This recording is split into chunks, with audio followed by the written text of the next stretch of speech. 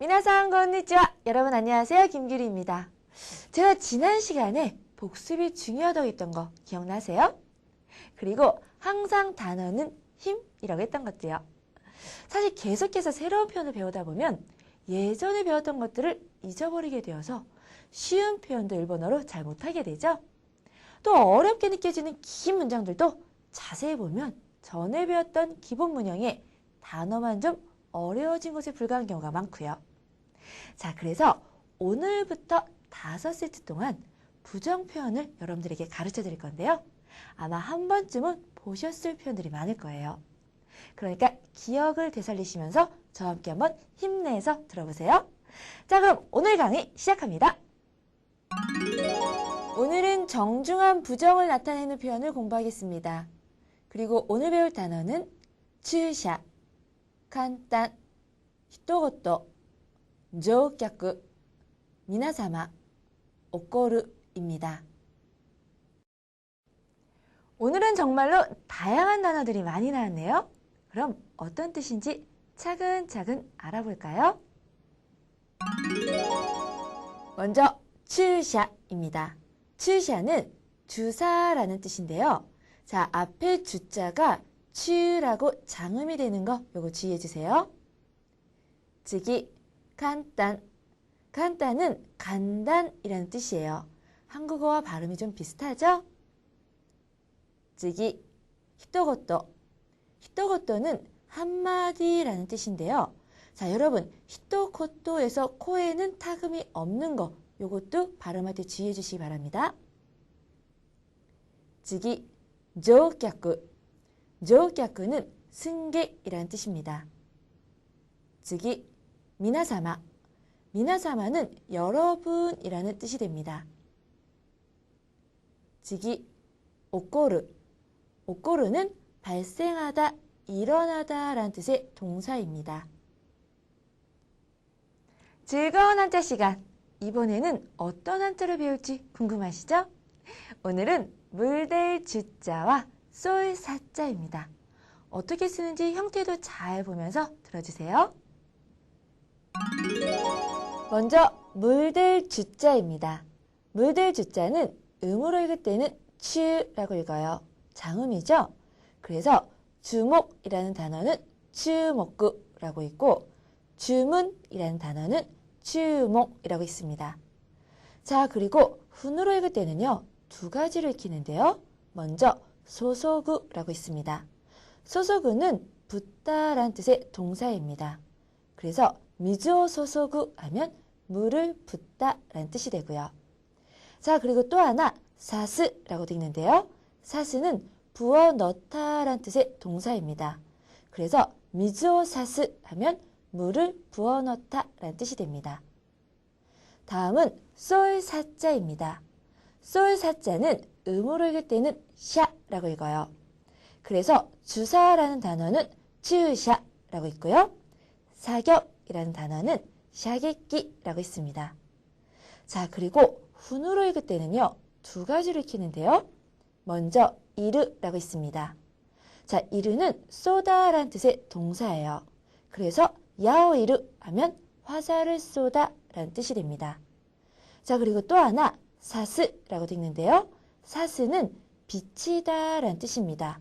어떤 광선이나 그림자 등이 비치다라는 뜻의 비치다가 사스입니다. 오늘 단어들은 조금 어려웠죠? 그러니까 이제 입에 익숙해지도록 일본인 선생님 발음을 따라 큰 소리로 읽어보세요. 주샤, 간단, 히토코토, 조격구, 미나사마, 오코르. 주샤, 간단, 히토코토, 조격구, 미나사마, 오코르. 큰 소리로 잘 따라 읽으셨죠? 그럼 이제 오늘 배울 중요한 문장들을 한번 알아볼까요? 자, 우리 지난 시간까지는 다양한 비교 표현을 공부했는데요. 오늘부터는 다양한 부정 표현을 가르쳐 드릴 거예요. 자, 그 첫 시간으로 오늘은 뭐뭐가 아닙니다 라는 정중한 부정 표현 아리마센과 각 품사의 부정형 접속을 쭉 정리해 드릴 겁니다. 자, 오늘은요, 부정 표현 확실하게 가져가 주세요. 자, 먼저 보통형 반말 부정은 나이죠.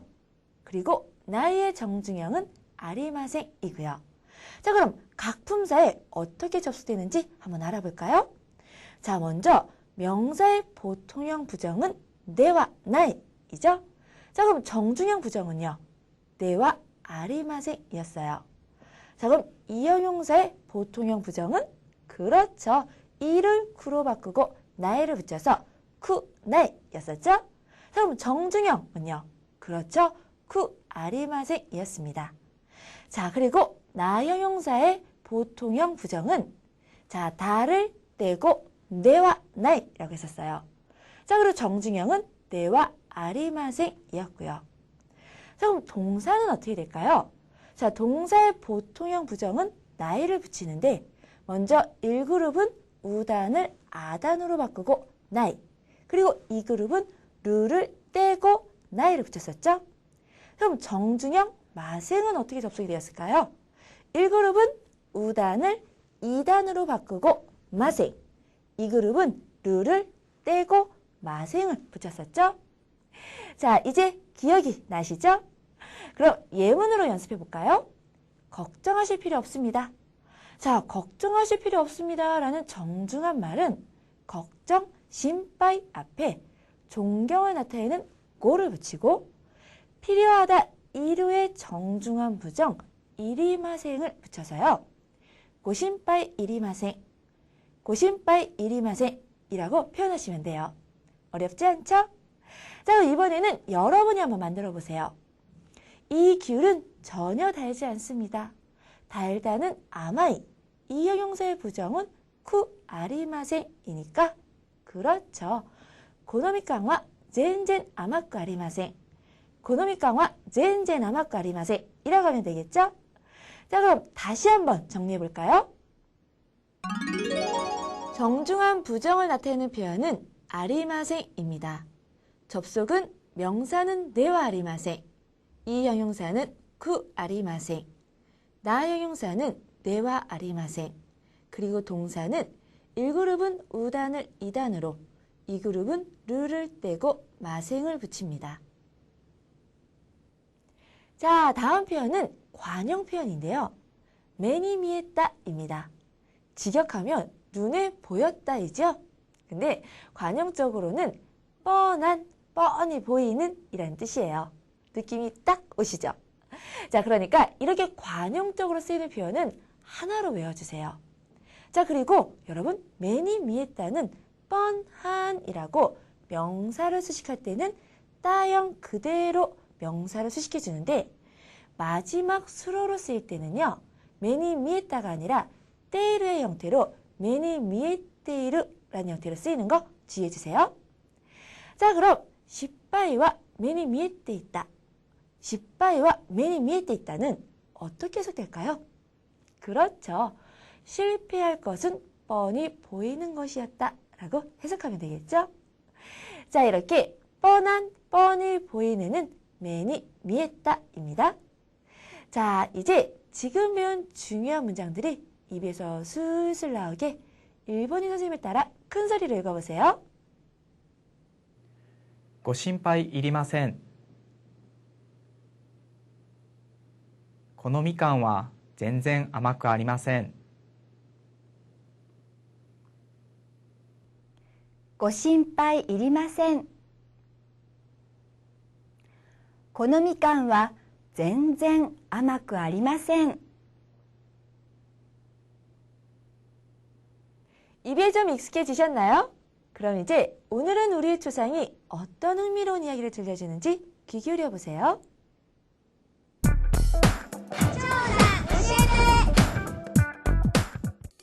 오늘은 저와 함께 직업을 나타내는 단어에 대해 살펴볼까요? 제가 이렇게 얘기하면 직업은 그냥 한자대로 읽으면 되잖아요. 라고 하는 분 계실지 모르겠는데요. 우리가 보통 생각하는 것과는 달리 우리나라와 일본에서 사용하는 단어 중에는 미묘하게 다른 것들이 있답니다. 자, 먼저 우리나라와 같이 사자가 들어가는 직업으로는 변호사가 있는데요. 변호사는 弁護士라고 하고요. 직업 중에 우리나라 말에는 사를 붙이는데 일본은 안 붙이는 경우로는요. 운전사와 간호사가 있어요. 운전사는 운転手라고 하고요. 간호사는 간호사라고 해요. 같은 듯 하면서도 다르죠? 또 생략하거나 함축해서 사용하는 경우도 있는데요. 우리나라에서는 역에서 근무하는 분들을 역무원이라고 하잖아요. 그런데 일본에서는駅員이라고 하고요. 관리나 공무원을 나타낼 때는 야쿠닌이라고 한답니다. 일본의 직업 명칭, 같은 듯 하면서도 다른 것들이 많죠? 많이 사용하는 단어니까 꼭 기억해 주세요. 그럼 다음 시간에 다시 만나요. 자, 오늘은 정중한 부정을 나타내는 표현 아리마생을 배웠는데요. 접속은 명사는 네와 아리마생, 이형용사는 쿠 아리마생, 나형용사는 네와 아리마생이었고, 그리고 동사는요, 나이를 붙일 때 1그룹은 우단을 아단으로, 그리고 2그룹은 르를 떼고 나이를 붙였었죠?